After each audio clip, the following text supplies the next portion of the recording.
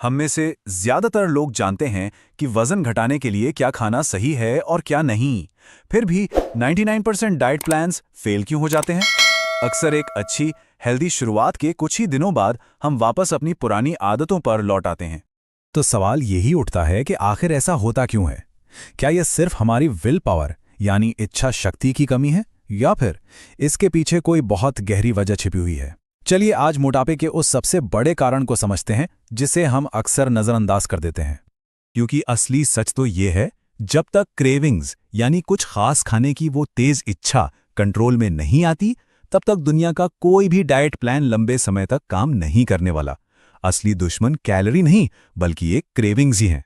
तो चलिए थोड़ा और गहराई में उतरते हैं। आखिर ये क्रेविंग्स हमारे शरीर और दिमाग पर ऐसा क्या जादू कर देती हैं कि हमारी सारी की सारी विल पावर इनके आगे घुटने टेक देती है? अक्सर हम खुद को ही दोष देते हैं, है ना? सोचते हैं कि शायद हम में ही डिसिप्लिन की कमी है या मोटिवेशन कम पड़ गया। लेकिन सच तो कुछ और ही है। ये कोई पर्सनल फेलियर नहीं है। प्रॉब्लम अंदर से है, जहां हमारी बायोलॉजी ही एक तरह से हैक हो जाती है। तो सोचिए, जब हमारी बायोलॉजी ही हमारे कंट्रोल में नहीं है तो बेचारी इच्छा शक्ति अकेले क्या कर लेगी? जब हम पक्का फैसला करते हैं कि आज से कोई अनहेल्दी चीज नहीं खाएंगे, तब भी हम हार क्यों जाते हैं? इसका जवाब हमारे शरीर के अंदर ही छुपा है। देखिए होता क्या है, जब हम कुछ खाते हैं, खासकर मीठा या कार्ब्स वाली चीजें, तो हमारा ब्लड शुगर लेवल एकदम से रॉकेट की तरह ऊपर जाता है और फिर उतनी ही तेजी से नीचे गिरता है। इसी को कहते हैं शुगर क्रैश। और जैसे ये क्रैश होता है ना, हमारा दिमाग पैनिक मोड में आ जाता है। वो तुरंत एनर्जी मांगता है और बस यहीं से जन्म होता है उन क्रेविंग्स का जिन्हें रोक पाना मुश्किल हो जाता है।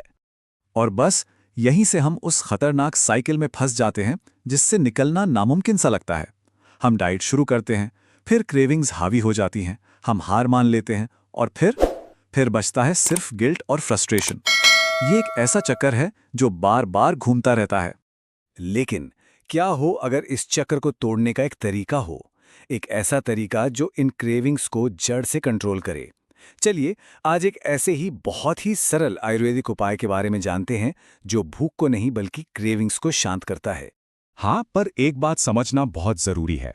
ये कोई जादुई फैट बर्नर नहीं है जो रातों रात वजन कम कर देगा। नहीं, ये एक क्रेविंग स्टेबलाइजर है।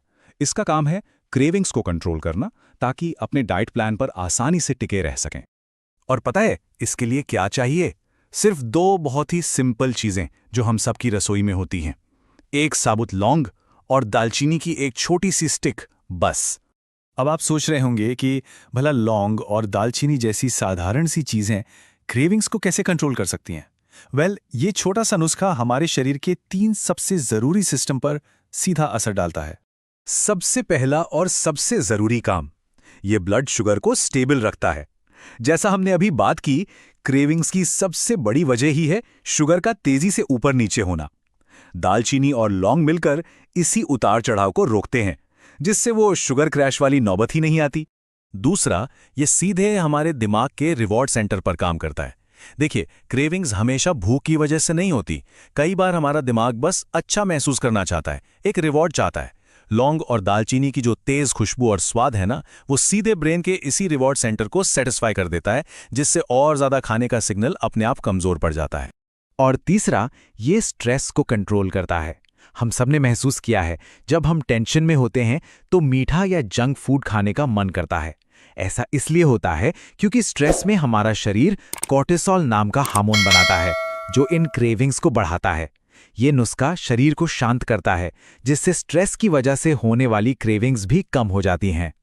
चलिए अब आते हैं सबसे जरूरी बात पर, इसे इस्तेमाल कैसे करना है, क्योंकि इसका असर बनाने के तरीके से कहीं ज्यादा सही समय और सही मात्रा पर निर्भर करता है।